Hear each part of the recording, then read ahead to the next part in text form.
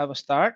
First, thank you for being here on first afternoon to discuss how we, can utilize digital twins to have machine learning and AI to better, solve the biomedical challenges.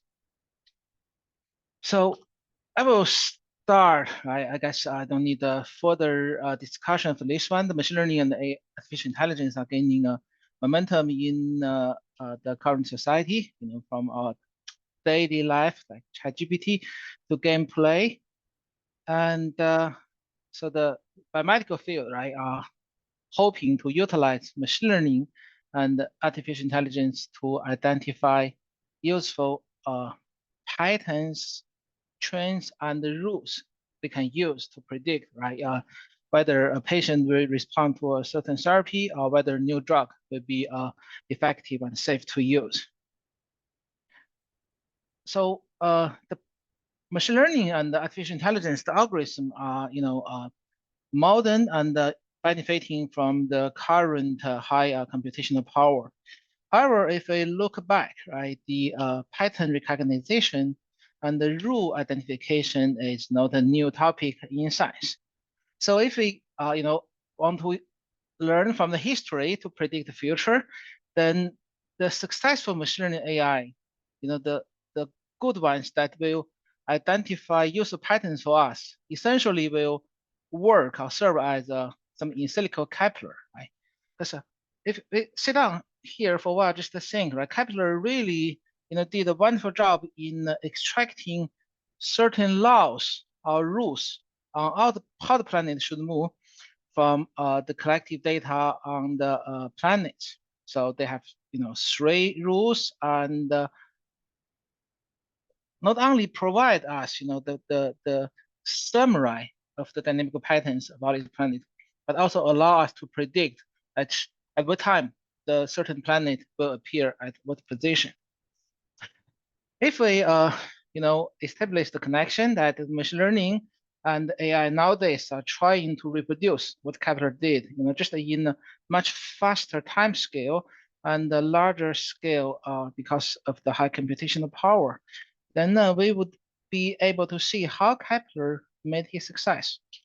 And here behind Kepler's success is Tycho Brahe, who summarized all the data, right, in a very wide or organized useful pattern, so that Kepler can use then his mind and his intelligence to analyze the data and figure out the laws of the planet motions. And so to give Brahe, some additional credit, we have to notice that the data assembling, like what Brahe did for the planet, is different from just putting, the data together in some random order. So the assembling really allows the data to be organized and connected in such a format that the machine learning and the Kepler at the day and nowadays with machine learning AI can make sense of. So from the history, right, then the hypothesis I'd like to propose today is that if we build a realistic digital twin of a biological system, I'm taking this picture from the really nice perspective on digital twin construction and how it can be used. So in addition to the many purposes that has been proposed for digital twins, then the digital twins will be able to serve as in silico Brahe to have the machine learning and AI to make their discovery that fits to the biology and can really utilize all the data and knowledge we have been collecting so far. So this is a hypothesis, and we have to test it rigorously. So the first test we started is test the hypothesis with not human digital twins, but the digital cells, which describe the cellular response to a chemotherapy. So one clone of tumor cells, right, even if they share the same genome or identify, similar genetic features, when they treated with chemotherapy drugs, normally the drugs will not kill all the tumor cells.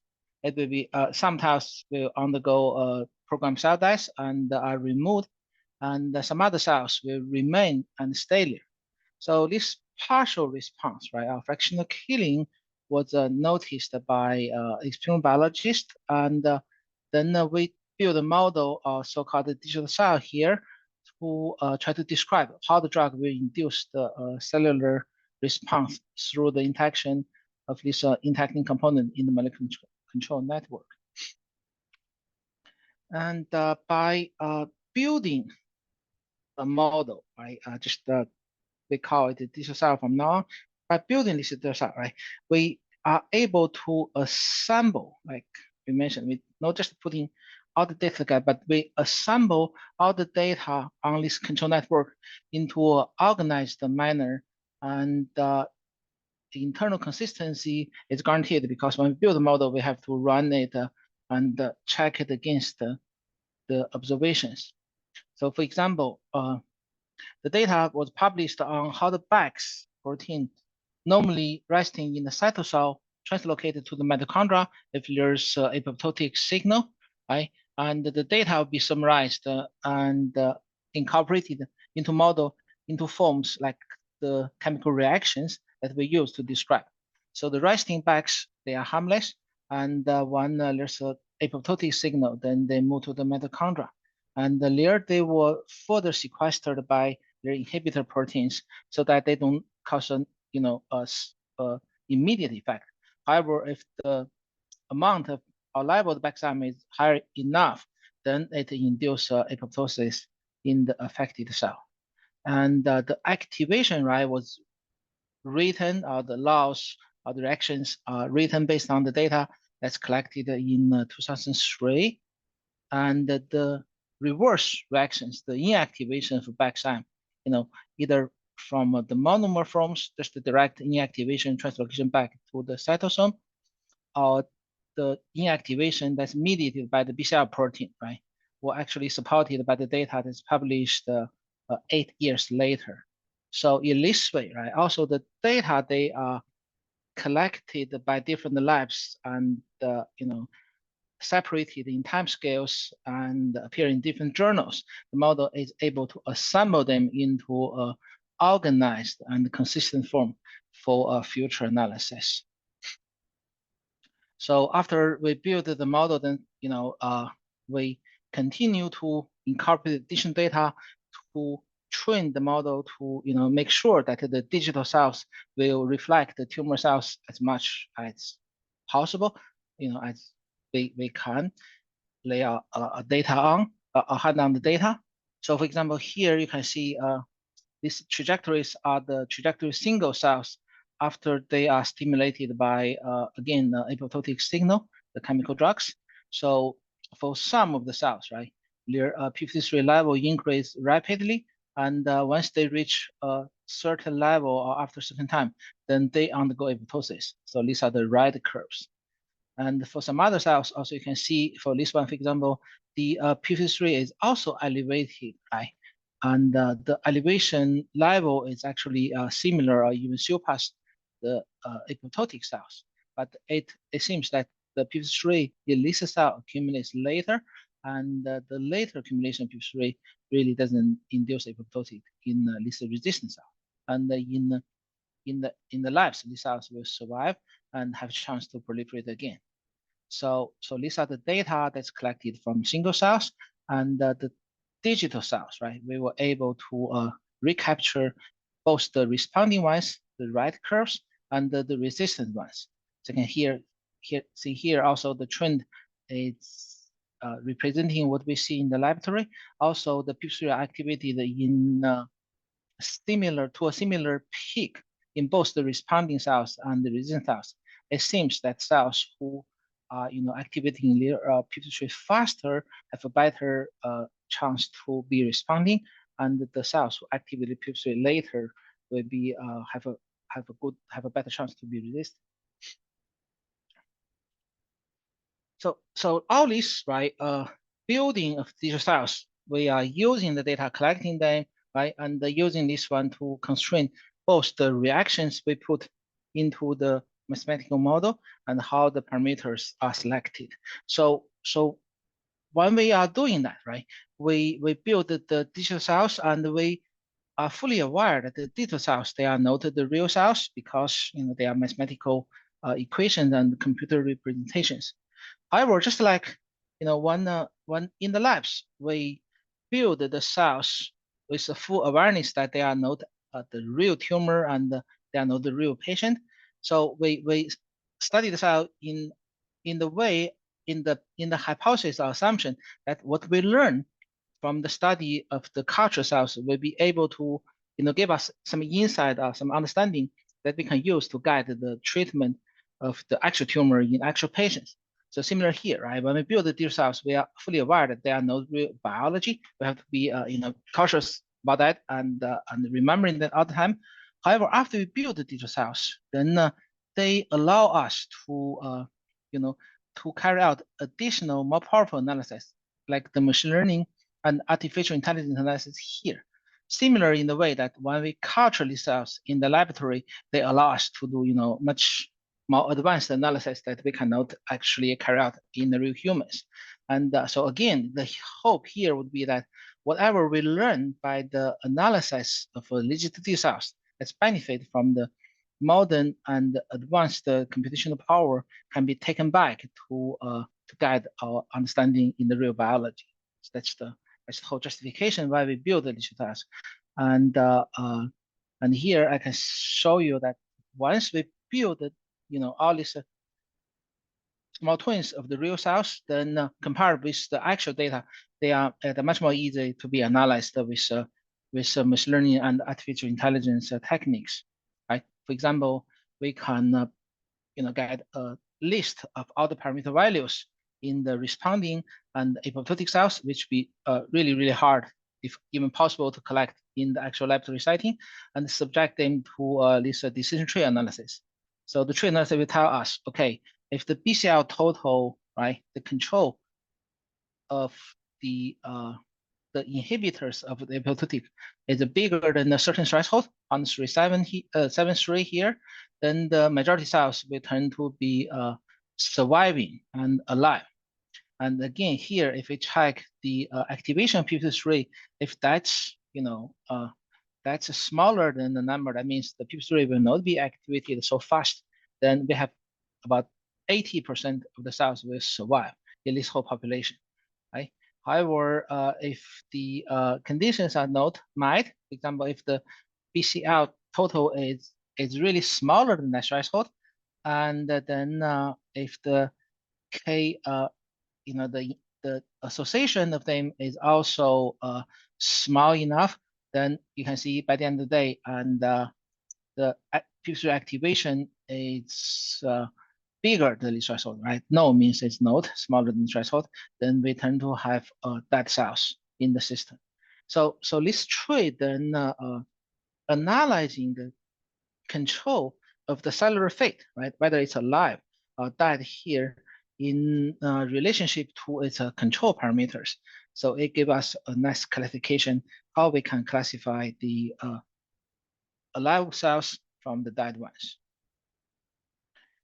And if we put many trees together, then we get a methodology called the random forest. We are able not only to distinguish the alive cells and dead cells based on their control parameters, we can also make a ranking, like a ranking here, at which of the parameters is most significant in controlling the cellular fate. Right? As you can see, the random forest tell us 4 of the parameters seem to be the most important one: the BCL2 total levels, the degradation rate of the BH3, and the activation of the p53, and also the total BEX level in the system. So these 4 components were identified by random forest, and we use other methodologies, statistical methodology, to double check whether they gave us a similar result. We can find that also these 3 methodologies, utilizing different algorithms, they actually uniformly pointed out that the total level of BCL in the system, it seems to be the most important factor in controlling the cell fate, in distinguishing whether cell will survive or undergo apoptosis after it's treated by chemotherapy drugs. So this is the conclusion. Then, as we mentioned, right, we get from the machine learning analysis of the digital cells, right? And we have to remember that this is not necessarily true. And to test whether it's true, we need to go back to the laboratory. So in the labs, then the small chemicals ABT can be used to reduce the level of BCL because it's an inhibitor of the BCL protein. So when we put the AB together with the cis protein, we can see indeed if we put the ABT together with the cis protein, the combination is able to make more cells to undergo apoptosis, essentially make them more of them go into the fate of death rather than survival in this case. So the insight, right, is allow us to identify the permanent target that we can utilize if we try to design a combination therapy to treat tumors, right? So as I mentioned, right, the hypothesis was tested in digital cells. They are not the real patient yet, and the data is collected from laboratory, so it's not the clinical data also. So, but by doing the practice like that, right? So we gain some of the experience how to build the molecular control network that control the cellular fate, and how we can assemble the data in an organized and meaningful way, and how to use the machine learning to analyze the twins, so we can follow the same trend then, right? If we put the data, in such a manner and facilitate the analysis, then we probably can be able to unleash the modern computational power of machine learning and identify the patterns quicker. So again, I need to emphasize that the hypothesis I'm hoping to propose today, or I'm proposing today, is that if we were able to combine the digital twins, right, that's constructed and developed maybe by someone in this community with the modern machine learning and AI, then we will be able to have a new tool that can be synergistic, that can combine the power of these two, and importantly, allow the machine learning and AI to really unleash their high-speed computing power. Because so far it seems that also we have a really good algorithms, and we have really high computation power, but the input is limiting what we get from the analysis. But so this one way we are proposing how the digital twins will be able to have with machine learning AI. However, now let's switch to another concern that when we use machine learning AIs, right? So the FDA recently published a discussion paper about using the artificial intelligence and machine learning in the development drugs and the biological products, right? This is a really nice discussion paper, covers the fundamentals of the methodology and some user cases, and also concerns of we should consider when we try to use these tools in the drug development process.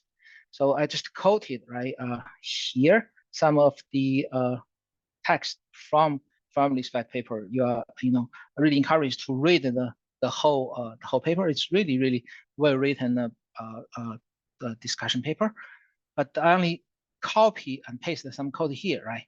As you can see, then one of the concerns that we have when we use the machine AI is that the trustworthy AIs need to have some features like explainability, because most of them are currently experience very limited explainability. So the explainability then is able to provide some evidence or reason for outputs, right? When we discover some rules with the AI and machine learning, we are discovering something that's real in the biological system, or it's because the computer algorithm is generating something due to its own computation or some of the parameter sightings, right? Remember the goal, because we only try to do the research or study in the drug development or medicine, the goal is really not just to end at the computational side, right? We try to bring what we learn into the real biological field. So that's why to be able to explain what the AI machine learning telling us and why it's telling us is really important. if we try to think, to bring the insight and conclusion back to the real biology. So then how we should, address this challenge and develop, trustworthy, stronger, better AIs. Again, I think it's very active field, and there are many excellent researchers in the community are developing work that. But for today, let's still go back to the history, right, to see how the Kepler's rules is explained and enhanced by the laws that's proposed by Newton, right? So Kepler here, right, by analyzing the data into the planetary motions, it's able to propose 3 laws that govern the, how these planets move around. So for me, right, it has all the advantage of the machine learning AI methodology. It really, generate a predictive, useful trend and rules that we can use to understand and predict how the planet moves. And also has the limitations, because the limitation would be then the least laws only apply for planet, right? It doesn't really apply to anything else outside of the system. That's the nature of this type of methodology. When you derive some laws from the data, then the laws apply back to the data itself. However, the contribution of Newton here is that Newton proposed a deeper law of the laws of Kepler, right? That explains why this planet move in the way they do. That's because the force is proportional to the mass, and the irreversibly proportional to the distance square, and the acceleration is caused by the force. Right? So this deeper law then has the beauty of not only explaining what the laws of the planet tells us, but also how other objects, like how the apples will fall to the ground, and when we build a spaceship that's never seen in the world, it's a new object with no previous data at all, how that spaceship should move, along the orbit, and can go to the Mars or to the Moon. So then, if we would encouraged by this case of Newton, let's see whether we have something in the field of system biology or system pharmacology that will help us to understand the patterns of machine learning AI discovered in a deeper and meaningful manner. Actually, the hypothesis is that we actually have some tool like that. It's a dynamical systems theory. It's able to explain the patterns and the rules discovered by the machine learning AI. Right. So let's go back to the smaller, digital cell example we have been discussing. How the stress induce the p53 activation and induce the back mitochondrial activation to induce apoptosis.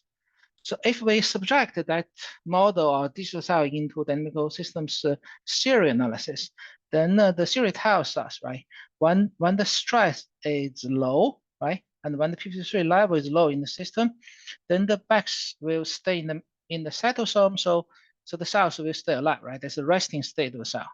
And when the stress is higher than a certain threshold, like the cyto node, the 1 here, or the threshold indicated by the Greek sign here, then the system will be able to activate the Bex protein into the mitochondria, which will cause the cell to undergo apoptosis. However, importantly, in between, right, this is the so-called bistable area or bistability, that the system is able to coexist into 2 conditions that's separated by unstable state, right? That's what the system, if you draw a rigorous verification diagram, that's what it tells us. It's a bistable area in the middle. So, but the bistability, right? Dynamic theory seems to be very mathematical, right? It seems, really hard to imagine if we are the first time experiencing the bistable switch. So when I was preparing this talk, then I'm hoping to find a good example for bistability. Actually, it happens that we were having a hot pot, right, in our family, and because my wife really like spicy food, and my daughter and I, we don't really enjoy spicy food as much. So what we do in the hot pot, we actually have a separation in the middle, right? And then in half of the hot pot are the spicy soup, and the other one is the plain non-spicy soups. So when we put this bowl of fish balls into the hot pot, right? So actually the middle, because the ball cannot be staying here, it's corresponding to the unstable separation in the middle. There are only two fate for the fish ball, right? Some will fall into the spicy half, and then we have really spicy fish ball here. And some of them will fall into the plain half, and these fish balls will be non-spicy. So this hot example actually illustrate that the the what the bioavailability is like, right? The attracting Bayesian here will generate the spicy fish ball for us, and then the attracting Bayesian here will generate the non-spicy one for us. So if we understand and see this example, then we can understand what happens to the cancer cells when they are treated by the chemotherapy drugs. Actually, the drug will induce a bistable landscape, very similar to the hot pot here, right? So in the middle, this is an unstable, so-called unstable cytoplasm. That's unstable because the cells has no way to stay there. Any small perturbation will be able to move it either to the attracting patient on the left or to the right. And the left ones, then the cells will be undergo apoptosis, and this corresponds to the responding cells, right? They will be removed and killed by the chemotherapy. And on the right patient, then the cells will be resistant because in here, the cells are able to stay alive. Their backside will remain inactivated. And very similar to corresponding to what we see here. So that explains why a population of tumor cells, when they are treated by the same drug in the same environment, some of them will undergo apoptotic, and the others will remain alive and keep alive. And what happens when we provide the additional hyper for the chemotherapy drugs, right? When we give the combination of therapy. So in this case, the combination therapy will be able to change the landscape here, right? You can see compared with the monotherapy alone, right? The combination therapy would be able to enlarge the attracting Bayesian for the apoptotic cells. So more cells will fall in this area and they will respond. And in the same time, then the combination therapy will reduce the attracting Bayesian or the area where the alive cell normally stays, right? So that's why we will have less cells that have resistance when we give the combination therapy compared with the monotherapy, right? So this bistability landscape actually explains, right, why we found the different cellular fate and why they are controlled by their parameter settings. Because their parameter settings and the drugs that's applied to these cells will decide the certain landscape structure for each of the individual cells, right? So imagine if a cell has a really large attracting Bayesian that they tend to be resistant, then they are able to keep alive after the therapy. However, if the combination therapy now is applied, then it's enlarging the responding Bayesian for that same individual cell that was resistant, that's able to move the resistant to the responding ones. That explains how the combination therapy is able to increase the efficacy of chemotherapy. And just like Newton's law, right? The bistability and more general multistability is not only restricted to the tumor cells and the combination therapy. Actually, it's a general law that has been applied, to explain the development of stem cells and the differentiation into different type cells in development biology, and also the control of whether a cell decided to enter the cell cycle and undergo proliferation or stay quiescent, right? So you can see these general patterns in a lot of space in biology, and the hypothesis is that if we truly understand the general laws like this, then we will be able to deeply understand, what machine learning tell us from the biology, so that both translate, what we learn from machine learning better back into biology, and also to reduce the potential risk that if the machine learning or artificial intelligence is telling us just because the in silico computation has something going wrong. Okay, so this is my second to last slide, and here I'm going to send out an invitation to the audience today, and also to whoever has a chance to listen to this talk in the future. We have been trying to build a realistic digital twins, right? First, starting from the in vitro small systems like the cells and the molecular networks, now more a little bit to real patients and the clinical data. And as we mentioned in this talk, after we build the twins, then we realized if we apply the machine analysis on them, then they help each other. The twins will be able to provide the machine learning and artificial intelligence the data in the format and the quantity that's required by this methodology. And what we learn from the ML and AI is able to help us actually to better build and understand our twins. And further, the conclusion that's generated by the machine learning AI that's discovered by, the analysis of large possible cohorts of the twins, we subject them to the dynamic analysis so that the novel insight can be explained and deeply understood by us. So, we are able to then translate back to the real biological system. We can, reduce the risk that generated from the uncertainty and heterogeneity as much as we practically can, and hopefully we can then use this insight to propose new practices that we can test and apply in the clinical settings to help the real patients.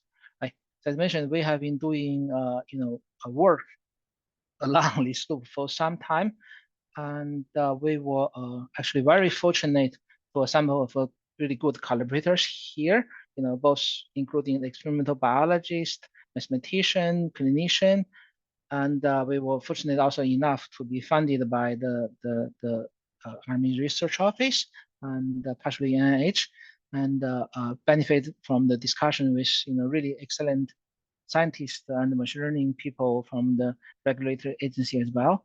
And also we were able to enjoying the privilege discussing this kind of integration idea with SIGs like the QSP-SIG and MTS-SIG and the working groups. But still, this is a very, very ambitious project for us, and we still don't think we have done sufficient to unleash the full power of both the twin and the machine learning to actually bring the patient the need that they deserve, because now we have all these modern computational shared tools. So I'm sending the invitation to again the whoever is listening to this talk. If you're interested, then welcome to shoot me an email at tongli.zhang@UC, and then I'm really happy to further discuss with you, on how we can work together to again utilize all the powers we have collected so far, so that we can help the patients in need. And with that, I would say I'm ready for any further questions or comments from the audience. In addition, there were two comments in the chat, one from Tom Knudsen and one from Gary Ann. The first question by Tom's: does the differential resistant to cis reflect cells with mutated p53? That's a good question. No, actually, because you can see the cells, they all have their p53 layer. These are almost, these have almost identical genomes because they are from single clones. So they have their p53 going on, have their activation. However, it seems that even so, then some cells still resistant to the cisplatin and are staying alive after that. I'm going to read the question or comments by Gary. If those models are ordinary differential equations, that's true, then the neural net trained with machine learning will just recapitulate ODE. This is also the same process by which artificial neural network can recapture the law of the physics and the chaos. this is why in the ML&AI community, they are very untrusting of the synthetic data being generated this way. And the ML tasks was something different than, yeah, that's right. So here, actually, the ML community, indeed, they have this, huge movement using a neural ordinary different equations, right? So the hope there would be to understand the data like more or less directly with AI instead of, because the model we create, right? If we follow the traditional way to create model, we still write down the equations based on our understanding of the data, and then we assemble the model. There is indeed a very active area of more using the AI to directly construct models from the data with very little assumption involved. Actually, part of the project in our lab, we are doing similar things like that as well. But however, here we are not taking that approach, right? Here, the machine learning and AI is not to reproduce what the ODE model is doing for us, but actually to study then, for this sample of cohorts, right? Whether it's a cohort of resistant or live cells, or if we expand the same principle, whether it's a resistant or responsive patients, right? What are the features that's most important in controlling your different fate? Because once we know that, right, then we can design a second hit. So the combination will be able to control that influence and important feature, and change the resistant patient in the long run, right, to the responsible ones. So that's. But I see Gary already figured out during the talk. So I see there's another comment in the chat from Tom. Before we get to that one, I wanted to ask real quick, how well do you think this will scale? As the signaling pathways get more complex, I mean, certainly, the fact is the cell is expressing 5,000 genes, and every one of those genes is interacting with every other gene. At some level, if nothing else, they're all competing for energy. So, if your network was, you had, 5 or 6 transitions, if your network had 50 or 60 transitions, do you think it will still be tractable? It's a very good question, right? So I think that's a question we also ask like a digital twin community ourselves, right? Then when we build a twin, right? So I can see there are two twins or two schools, right? One of school will be like put all the knowledge and data we have, right? So we actually try to build in silico human, if ambitious stuff, why not in silico Earth, right? That we put every knowledge and data in the universe so that to recapture that. That's one trend. And the other trend would be then for practical purpose, right? Let's focus on one particular disease or one particular response, right? So for example, if we try to study a cancer response to a particular drug, then let's put all this, influential target and the pathways together, and let's do that. Right? So I think both schools are well justified in their motivations and methodologies, right? And they are, they have different like application time scales and the different technical challenges. But I guess the again, it's my guess, right? It's a hypothesis, and I'm optimistic. So I guess by the end of the day, these two schools will be able to meet each other, because by the end of the day, we are studying the same biological system, right? Also, we have like different people have different differences, but the fundamental controls, like how this network are wired together, right? How then the genomes are translated into the proteomes and control the cellular feed and the patient outcome when they're treated. The biology layer is the same. So if we both do our work like rigorously, right, and scientifically, then at the end of the day, then we will be able to merge these two type of schools and models together, right? And at that time, we be able to really, have the full power. Again, how long we'll be able to make that, depending, how fast we are able to work on that one. But if we just focus again, always back to the biology, my optimistic guess is that we can scale this up to a Okay, really. then there was another comment from Thomas Knudsen in the chat. Yeah. So Thomas say, I was thinking that mutation P3 may arise as emergent property of subtype cells that would not engage the BCL backswitch. That could explain the late address injuries. Has been data with MABs to P3 that could show this. Oh, that's a really, really good comment that not only P3 as a controller, but also there's a feedback from the BCL backswitch. I'm not aware of relevant data yet, but I'm really happy.